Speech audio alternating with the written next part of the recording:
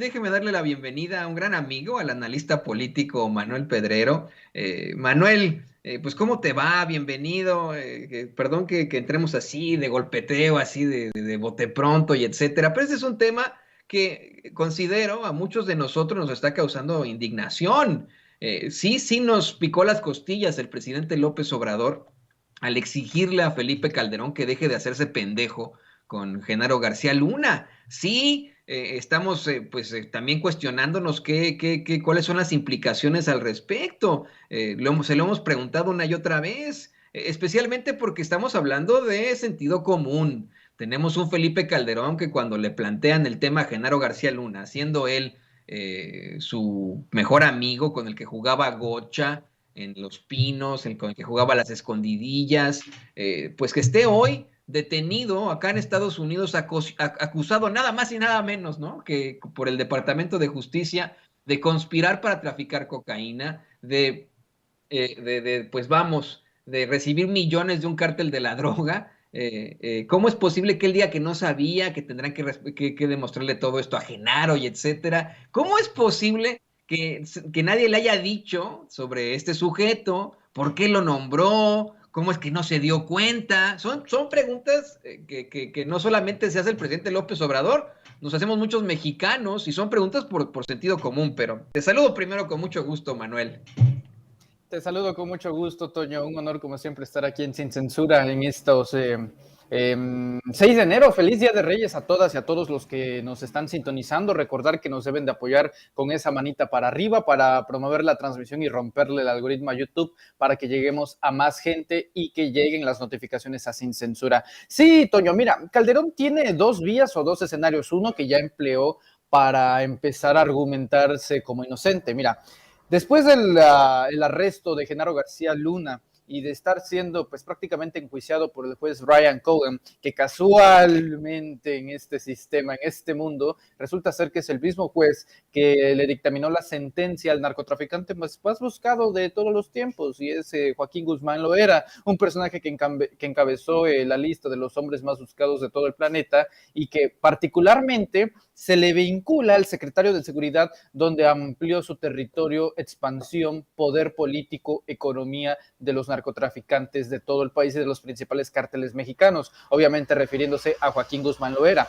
¿Cuáles son las vías para que Calderón salga bien parado de esta situación? Pues tiene 2. La primera, declararse culpable, o la segunda, declararse tonto, que es justamente la cual ha optado por la segunda, porque si él presume de tontería, de estupidez, de inocencia, pues tiene que parecer como un idiota, porque solamente un idiota no se hubiera dado cuenta que un personaje como Genaro García Luna, que era la mano derecha de Calderón, no el secretario de Gobernación, la mano derecha de Felipe Calderón en su sexenio, en su administración del 6 al 12, fue Genaro García Luna, el arquitecto de la guerra contra el narcotráfico, el hombre que le estaba actualizando las cifras de cuántos muertos, de cuántos policías federales del ejército, de todo lo que estaba haciendo, pues básicamente los esfuerzos gubernamentales para contrarrestar el mal y el narcotráfico y la violencia en este país. Ahora, lo que el presidente de la República hace hoy, querido Toño, pues es una pregunta y un ejercicio de sentido común que es completamente válida. Y yo creo que aparte le da fuerza porque muestra los contrastes que hay entre un gobierno y el otro.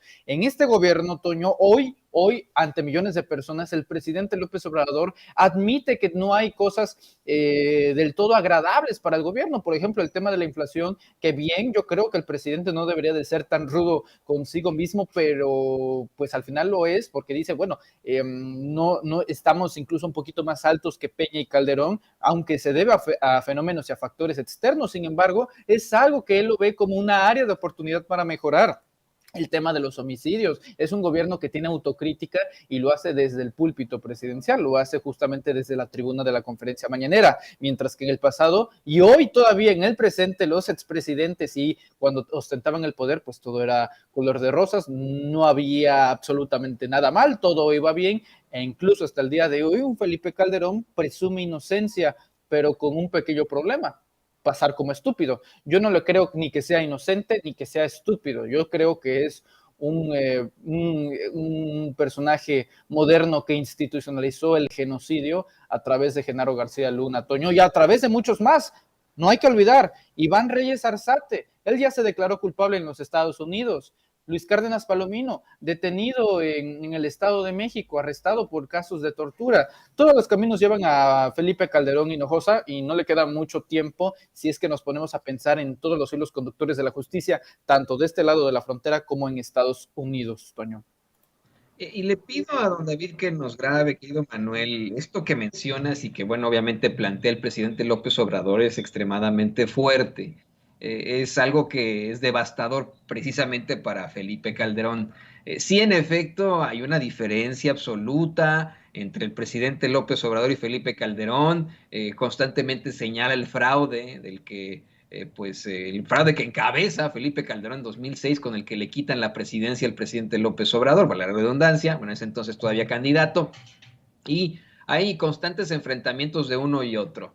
Tenemos un Felipe Calderón muy activo en las redes sociales, pero creo que además de esta exigencia de que se deje de hacer pendejo y que nos diga pues la realidad al respecto de Genaro García Luna, que cómo es posible que no sabía y etcétera, creo que el planteamiento que hace el presidente López Obrador sobre los baños de pureza de Calderón es devastador. Es una realidad clara, ¿no? Tenemos un Felipe Calderón que incluso va a la COP26 asegurando que es muy ambientalista y etcétera, bueno, pero toma ese avión que gasta turbocina y que emite una serie de situaciones terribles al medio ambiente, por ejemplo. Tenemos un Felipe Calderón que habla con mucha autoridad supuestamente de seguridad pública, cuando en sus sexenios se abrieron las puertas del infierno para todos los mexicanos, y fue cuando comenzó esta andanada de homicidios de forma terrible, incluso llegan a desaparecer pueblos enteros en el norte del país, tantas y tantas situaciones. Hoy vemos un Felipe Calderón luchador por los derechos civiles, según esto, ¿no? Un estratega en seguridad, una persona que anda privilegiando constantemente la libertad de expresión cuando se trata de Loretito, ¿no? De situaciones de ese estilo. La verdad, si me lo preguntas a mí, pues esto es devastador, ¿no? El hecho de que le diga, a ver, te estás dando baños de pureza cuando eres el más cochino, Calderón, ¿no? Otra pregunta, Toño. Si tú fueses Calderón, pues, ¿qué más harías? Está obligado a tener este tipo de comportamiento, este tipo de actitud del puro, del santo, porque pues de otra manera, si se queda en el anonimato y se queda en silencio, simplemente es prolongar el sufrimiento nada más que sin decibeles mediáticos. Y si toma esta apertura de ir a, pues, no, que el cambio climático, dando ahí conferencias en España y pues básicamente él dando pseudocátedras de seguridad, cuando mi policía federal, bueno, tú, ¿con qué valor, con qué autoridad? Olvídate tú la moral, sino el político puede decir que hubo resultados eficientes cuando el gobierno más poderoso de todos los tiempos, que es el de los Estados Unidos, dije gobierno, no imperio, el gobierno de los Estados Unidos, tiene un personaje que es justamente el hombre que se encargaba de su círculo cercano en torno a la seguridad. Fíjate que este tema despierta varias dudas. Por ejemplo, aquí nuestra amiga que está en el chat que se llama SilGS pregunta, ¿pero cuándo procesan a Genaro García Luna? Aunque esté en Estados Unidos, no se ve nada claro. Concuerdo que puede ser bastante frustrante la espera, sobre todo considerando que arrestaron a Genaro García Luna en diciembre de 2019, Toño. Pero en este caso particular, si vemos el seguimiento, hay varios factores positivos que nos pueden presagiar un resultado alentador en torno a la justicia para nosotros como mexicanos. El primero ya lo di, y es que quien está llevando este caso es Brian Cogan, el juez Brian Cogan, quien con antelación ya había, lo he dicho otra vez, lo vuelvo a decir, que en juicio a Joaquín Guzmán Loera, el Chapo Guzmán. Número uno. Número dos, ¿por qué se ha prolongado tanto las audiencias, se ha prolongado tanto el juicio? Bueno, si mal no me equivoco, querido Toño, tal vez tú me puedas corregir si tengo el dato inexacto, pero creo que el juicio ya tiene una fecha determinada para este año y va a ser en octubre de 2022. Y número tres, debido a que se declaró culpable Iván Reyes Arzate, por eso la Fiscalía de Estados Unidos, ¿no?, de Nueva York, pidió ahí una prolongación para recabar más pruebas, porque debido a ese juicio, a esa declaración de que se pues autodenomina culpable Iván Reyes Arzate y los vínculos que puede tener con Genaro García Luna, que al mismo tiempo se declara inocente, es una oportunidad para recabar más pruebas, ya sea de índoles audiovisual, fotografías, imágenes, videos, firmas, evidencia testimonial, evidencia audiovisual de él y cualquier índole, para pues básicamente amarrar con un buen juicio a Genaro García Luna. Es exasperante, sin duda, estar esperando tanto tiempo, pero si cae Genaro García Luna y se demuestra que es culpable en Estados Unidos, pues eso ya establece el precedente de que Felipe Calderón tenía un criminal como secretario de Estado y no en cualquier secretaría, sino en la que se supone que tenía que velar por la defensa de las y los mexicanos. Ahora, ¿qué es lo que pasa si en determinado momento Genaro García Luna ve que todo está perdido, que la defensa y los abogados de Genaro García Luna ven que no hay salida? Entonces, ¿qué es lo que se puede negociar? Bueno, la reducción de la condena, que es presuntamente lo que se debería de estar pasando aquí en México con Emilio Lozoya. ¿Cuánto se está pidiendo? En este caso, la pena máxima. Pero ya, ¿cuánto se podría pedir? Si se declara culpable, pueden reducírsela a través de testigos protegidos, colaboraciones, etcétera. Entonces, yo creo que tiene dos opciones Genaro García Luna. No me gusta reducir estas situaciones tan complejas a decisiones binarias, pero es o habla y entrega al jefe, que es Felipe Calderón, y se le reduce la condena, o va a prisión y le dan una muy buena sentencia y a lo mejor de ahí no sale, Toño. La verdad es una situación bastante complicada y el juicio de la historia al final va a ser el que más apele, porque ¿cómo crees que se van a sentir los hijos o los familiares de García Luna? Que, tu papá era un delincuente, era un narcotraficante y es un hombre que básicamente ensangrentó al país. Yo creo que ese va a ser el juicio más doloroso, el juicio de su nombre, de su apellido, porque ahora su descendencia va a cargar sabiendo que su antepasado era un delincuente. Así es, y eso que dices es terrible, qué fuerte, imagínate, ¿no? Al hablar de nuestros antepasados, muchos de estos con familias de pasados delincuenciales, hoy los tenemos desafortunadamente en grandes puestos, pero ese es tema para otro momento, mi querido Manuel. ¿Qué te parece que vamos a un tema también escabroso? Y le pido a don David que nos grabe. Se plantea que el extitular de la Unidad de Inteligencia Financiera, Santiago Nieto, tiene cuatro, no una ni dos, cuatro carpetas de investigación en la Fiscalía General y que hay incluso una contra su esposa, Carla Humphrey. Estamos hablando de un hombre que pasó de ser uno de los principales representantes de la Cuarta Transformación, uno de los más honrados, reconocidos, y que hoy pues se enfrenta a esta ignominia, mi querido Manuel. Así es, Toño. Mira, una situación bastante complicada. Debo decir que un excelente artículo, reportaje, investigación que hace la periodista de Sin embargo MX, Romina Gándara, ¿no? Yo en lo personal la admiro bastante. Y en efecto, la Fiscalía General de la República tendría 4 carpetas de investigación contra Santiago Nieto, en donde precisamente una estaría incluyendo a su actual esposa, Carla Humphrey. Mira, esta situación deriva de un conflicto que en una primera instancia era un conflicto interno interinstitucional entre la Fiscalía General de la República y la dependencia de la Secretaría de Hacienda, la Unidad de Inteligencia Financiera, que en aquellos lejanos entonces pues ya dirigía Santiago Nieto y ahora la dirige Pablo Gómez, pues donde había varias confrontaciones, varias diferencias en torno a las metodologías. Pues Alejandro Gertz Manero, a estas alturas sabemos que él pues trae la estrategia de la tortuga, ¿no? Planea llegar lento, pero en algún momento pues espera llegar primero. Ya hasta 3 años después podemos ir viendo pues algunos efectos después de algunos casos, tal vez de los más emblemáticos en torno a la corrupción. Yo te pondría 2, querido Toño. El primero, el tema de Odebrecht. Odebrecht en este país, junto a Venezuela, representamos los peores ejemplos de justicia a nivel Latinoamérica. Todos los países latinoamericanos involucrados en el tema Odebrecht ya tienen a políticos, incluso expresidentes, tras las rejas por este acto de corrupción masivo que se dio a través de la petrolera brasileña. Ahora, esta es otra cuestión. ¿Cuáles son los únicos 2 países latinoamericanos que no han tenido pues a los machuchones involucrados en este caso Odebrecht tras las rejas? Venezuela y México. En el caso de México hay 70 involucrados, políticos, senadores, expresidentes. Te voy a dar 3 nombres: Carlos Salinas de Gortari, Felipe Calderón y evidentemente Enrique Peña Nieto, que a través de esta empresa es que se subsidia gran parte de su campaña presidencial en 2012. Y de esos 70 involucrados, el día de hoy solamente hay 2 tras las rejas. El primero, ustedes ya lo conocen, el senador panista, ex senador panista José Luis Lavalle, y el segundo, Emilio Lozoya. Ambos no tienen juicio. Hay que aclararlo, pero lo que se espera con Emilio Lozoya es que haya un movimiento bisagra, que sea la ficha de dominó que te lleve a cosas más grandes. ¿Cuál ha sido el problema, Toño?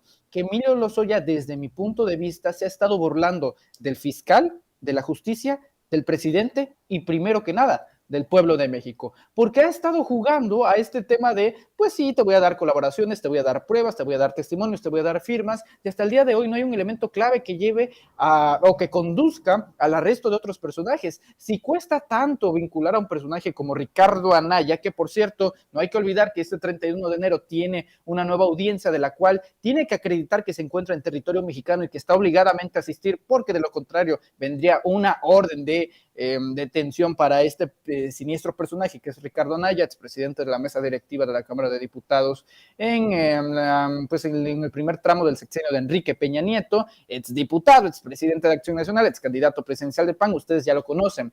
Y en torno a todo esto, pues vemos que hay más interés por parte de la Fiscalía de Alejandro Hertz Manero de investigar a Santiago Nieto Castillo. Uno de ellos serían por el temas electorales, querido Toño. De acuerdo con fuentes directamente involucradas en la investigación, la Fiscalía, a través de la Fiscalía Especializada para Atención de Delitos Electorales, inició una carpeta en contra de Santiago Nieto, quien, cuando aún era titular de la UIF, respaldó y ofreció su apoyo públicamente a la candidata de Morena de Querétaro, Celia Maya García. No hay que olvidar, querido Toño, que en su momento se habló bastante de Santiago Nieto como un posible prospecto para Morena en la gubernatura de Querétaro, que al final de cuentas, pues ni ganó Celia Maya, terminó ganando Mauricio Curi después de la salida de Pancho Domínguez, de Francisco Domínguez. Esa sería una. Otras vienen, y aquí viene lo interesante, no de este sexenio, sino del anterior. Estaría investigando la Fiscalía General de la República Santiago Nieto por actos cometidos en 2017 y en 2018, ya que Santiago Nieto en aquellos entonces, Toño, publicó información de cómo Emilio Lozoya, el que hoy quieren darle 39 años de prisión, había publicado información cuando él era fiscal electoral. ¿Te acordarás cuando él presidía la FEPADE? Entonces es el mundo al revés, o sea, al mismo tiempo que se le pide 4 décadas de su vida para que pase en prisión a Emilio Lozoya por delitos que pues, es de conocimiento de la luz pública, cohecho, lavado de dinero y mucho más, se está también queriendo investigar al tipo que abonó elementos a la luz pública, que conociéramos estos casos allá por 2017 y 2018. Y finalmente, pues el tema de Carla Humphrey, que pues este ya es un poco más reciente. Y bueno, ¿qué podemos decir? ¿Qué podemos decir? Tenemos incluso, después de la salida de Santiago Nieto, un frente abierto entre la Unidad de Inteligencia Financiera y la Fiscalía General de la República. Yo tomaré 2 declaraciones de ambos para que nos demos cuenta de que el conflicto es real. Alejandro Hertz Manero en 2020 hizo una queja ahí en una conferencia, en un foro latinoamericano, diciendo que en México había institutos que no respetaban la presunción de inocencia, ni modo que no hablara de su propia fiscalía. Se refería a la Unidad de Inteligencia Financiera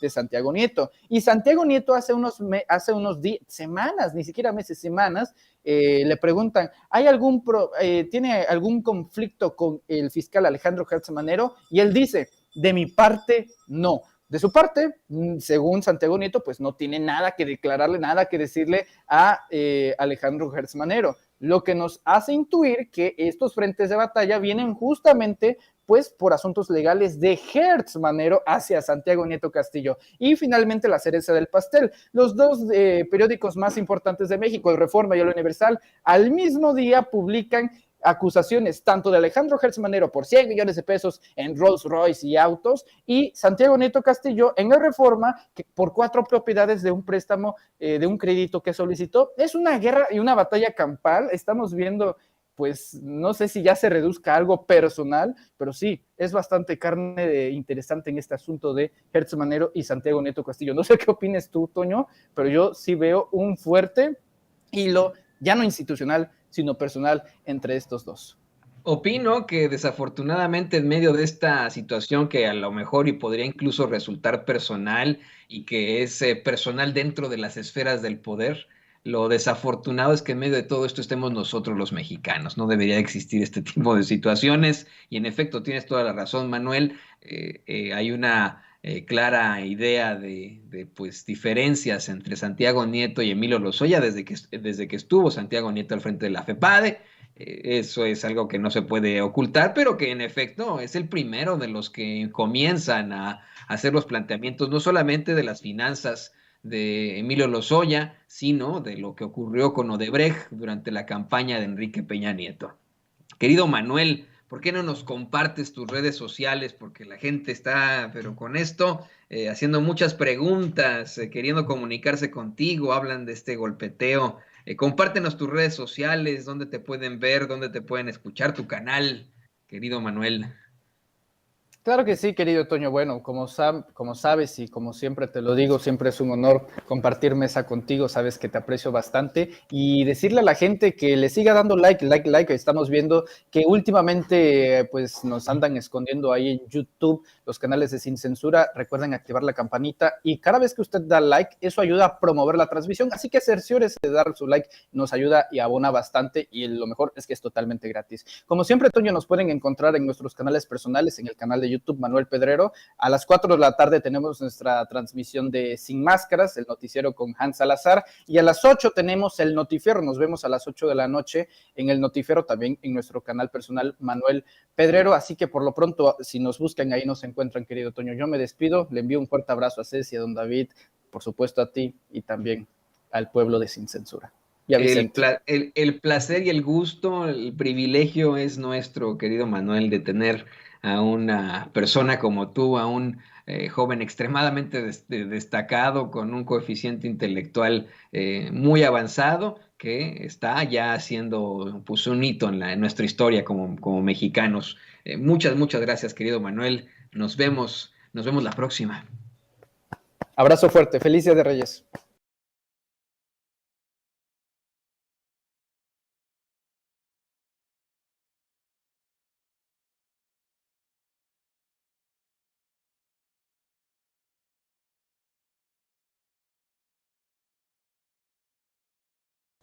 Que ya salió otra chapulina diputada, ¿no?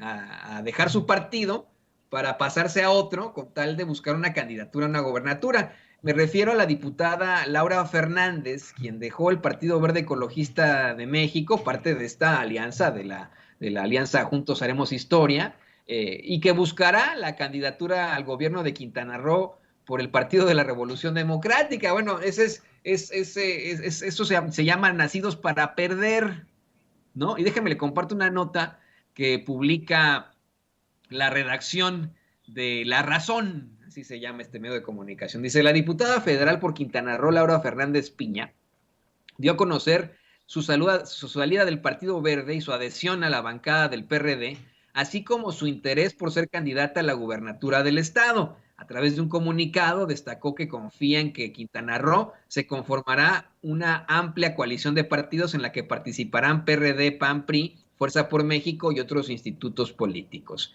Es decir, lo que esta mujer busca es que la arrope, disculpe usted, la abrace esa alianza putrefacta del PRIAN-RD, ¿no? Se está pasando al PRD, pero buscando la candidatura por el PRIAN-RD en un estado muy disputado, un estado que es Quintana Roo y que según las encuestas no se llevaría el PRIAN-RD. Le digo, es ser nacidos para perder, ¿no? Laura Fernández debería estar enterada de las encuestas y en las encuestas, pues no, en Quintana Roo no le está lloviendo muy bien al PRD, en todo caso le va bien a Morena, ¿no? Que fue de hecho planteado hoy en la conferencia de prensa mañanera. Y ahora sí, le pido a don David que nos grabe para presentar al admiradísimo doctor Ángel Valderas, especialista en petróleo y energía. Doctor, muy bienvenido a Sin Censura. Hola Toño, muy buenas tardes. Te saludo desde la península de Yucatán. Por acá estamos ya listos.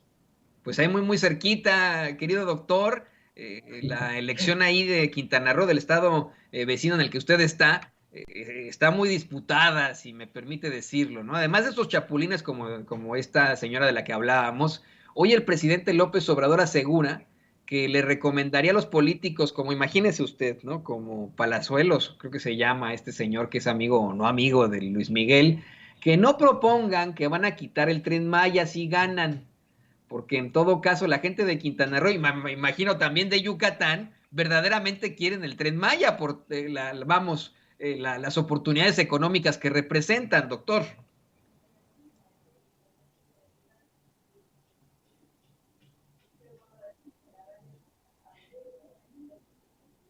Como que se fue el sonido. Me parece que lo perdimos por ahí, doctor, por unos Ya momentos, está. pero le planteaba lo interesante que resulta esta declaración del presidente López Obrador de cómo es que le recomienda a esos políticos ante una elección muy disputada, le recomienda a esos políticos que buscan la gubernatura de Quintana Roo, que no propongan que van a quitar el Tren Maya, porque la gente de Quintana Roo, pues quiere el Tren Maya por esa serie de fuerza económica que representa. Fíjate, Toño, que yo estuve en Quintana Roo en noviembre. Vine a dar unas pláticas sobre la reforma del sector eléctrico y ahorita estoy en Yucatán exactamente para lo mismo. Apenas termino la transmisión, viajo para Mérida, porque mañana comienza una serie de pláticas en municipios de Yucatán sobre la iniciativa de reforma del sector eléctrico nacional. Y me he dado el tiempo moviéndome de una ciudad a otra, por ejemplo, ahorita estoy en Valladolid, de platicar con la gente en los mercados, en la calle, los meseros, la gente que trabaja, la que te encuentras en un jardín, y en realidad es increíble porque a diferencia de lo que se ve desde el centro del país, acá la gente quiere el Tren Maya. La gente no lo objeta, lo ven, como señalabas tú al inicio, una gran área de oportunidad. Hasta el momento se han generado 90,000 empleos, y eso que apenas van 81 kilómetros de terraplén, 15 pasos vehiculares, 58 obras de drenaje transversal, y ya se están viendo los beneficios en términos de trabajo. Hay que ubicar, Toño, y la gente que está siguiendo esta transmisión, que el Tren Maya se inserta dentro de estos grandes proyectos de desarrollo del sureste mexicano, largamente olvidado por el neoliberalismo. Está el corredor interoceánico que va de Coatzacoalcos a Salina Cruz, está la refinería de Dos Bocas en Paraíso, Tabasco, y el Tren Maya. Los otros dos proyectos tienen que ver más con el Valle de México, el Tren Rápido México-Toluca y el Aeropuerto Felipe Ángeles. Pero por acá, por el sureste, salvo lo que habíamos visto todos de estos resorts de lujo que van de Cancún a Tulum, por ejemplo, no se había visto parte del desarrollo. Y yo creo que es muy necesario también desenmascarar, Toño, a este falso ecologismo que se queja de cosas que no sabe. A mí me ha tocado platicar con gente que pretende criticar el Tren Maya desde el punto de vista ecológico, pero que a los primeros 2 o 3 datos que les das no saben qué decir. Por ejemplo, me han encontrado ecologistas que no, el Tren Maya, la ecología, y cuando les pregunto que si conocen la península de Yucatán, dicen que no. O sea, hablan geográficamente de un lugar que no conocen. Luego, los que conocen la península de Yucatán, les he dicho, bueno, ¿has recorrido el tramo Escárcega-Chetumal, de Campeche a Quintana Roo? No, pues tampoco, que porque nada más han estado en Cancún o en Tulum.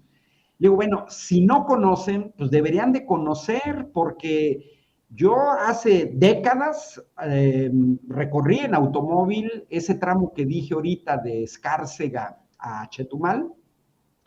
La carretera ya está y todos sabemos que los trenes por lo general se construyen a la orilla de la carretera aprovechando el derecho de vía, y esa fábula, esa falacia de que se van a derribar una enorme cantidad de árboles no tiene ni pies ni sentido.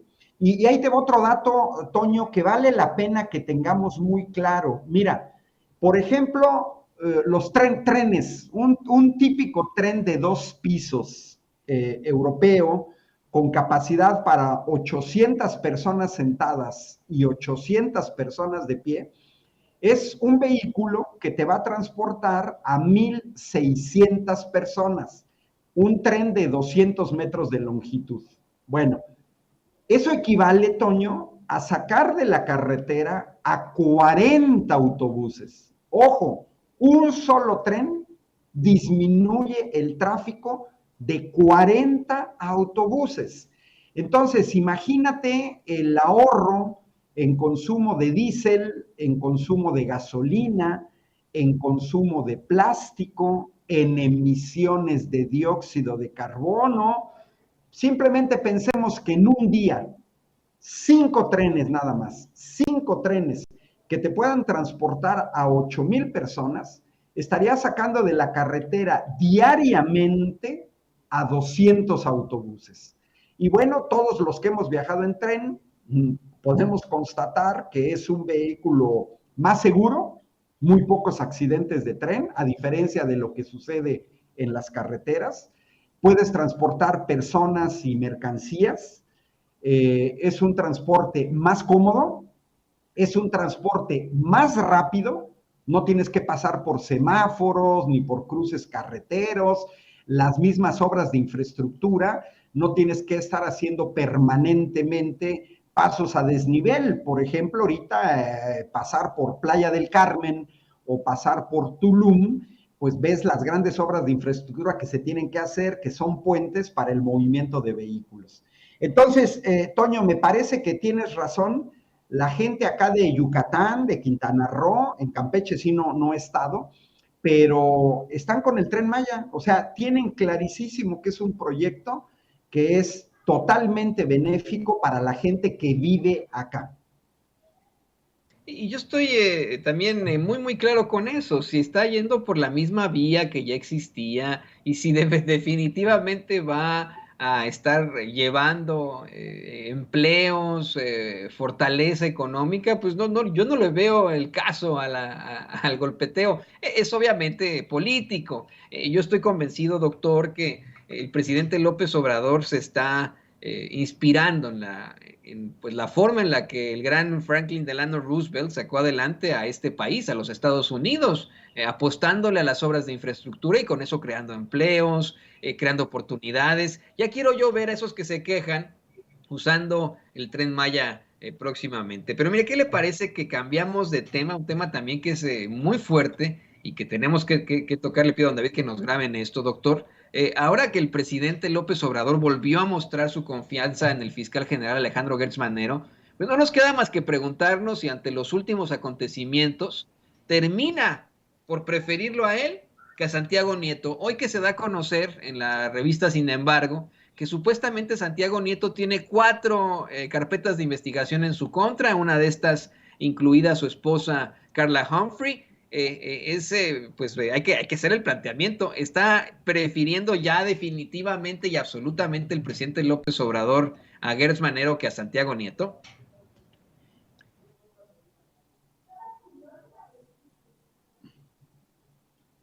Ok. Bueno, se me perdió el sonido otra vez. Le preguntaba, doctor, que ahora que el presidente López Obrador vuelve a mostrar su confianza en el fiscal Gertz Manero. Pesqué lo primero, Toño.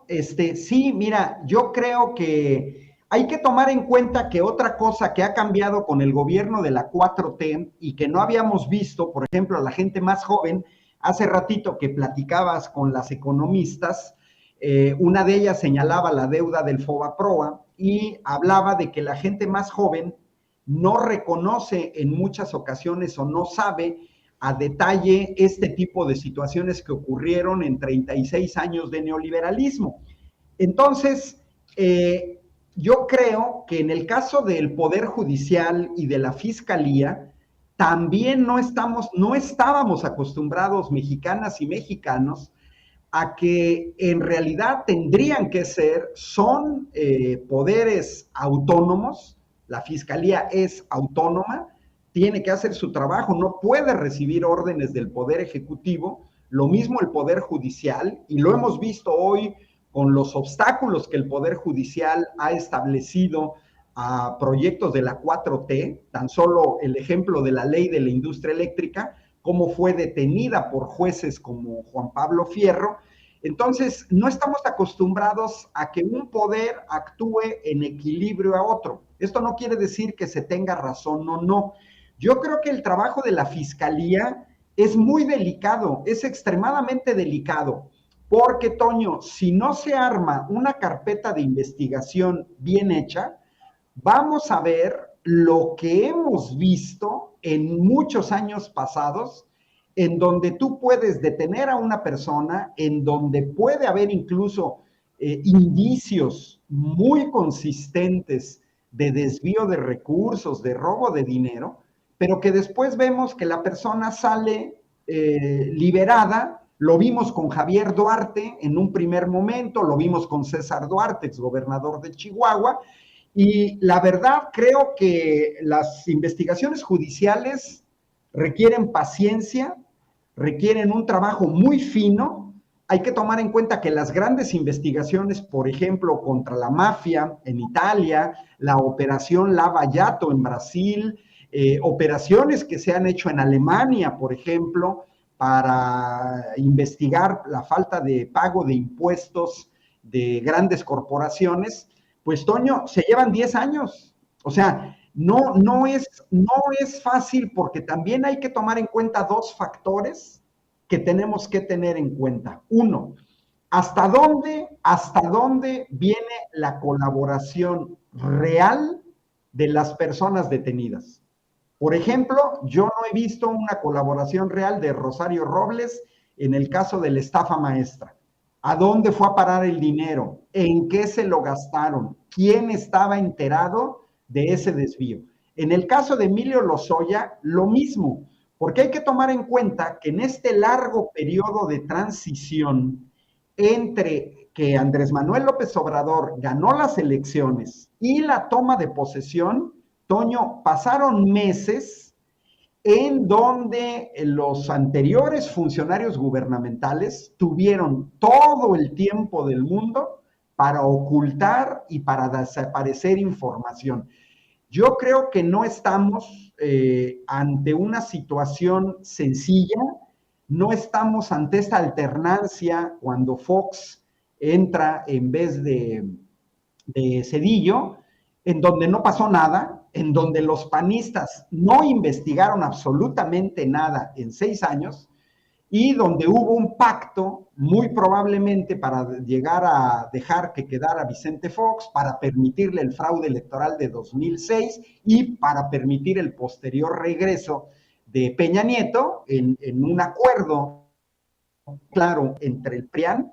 En cambio, hoy lo que estamos viendo en la Fiscalía, yo no soy técnico, no soy abogado, pero sí entiendo por la gente con la que yo pues tengo relación, muchos de ellos abogados, señalan que no es tan inmediato, no es tan fácil. Ahora, creo que todos coincidimos en que sí tendríamos que ver que esto cristalizara en una operación tan sólida, Toño, que después no veamos a un juez que con la mano en la cintura te da la libertad a una persona. Por ejemplo, el caso de Emilio Lozoya.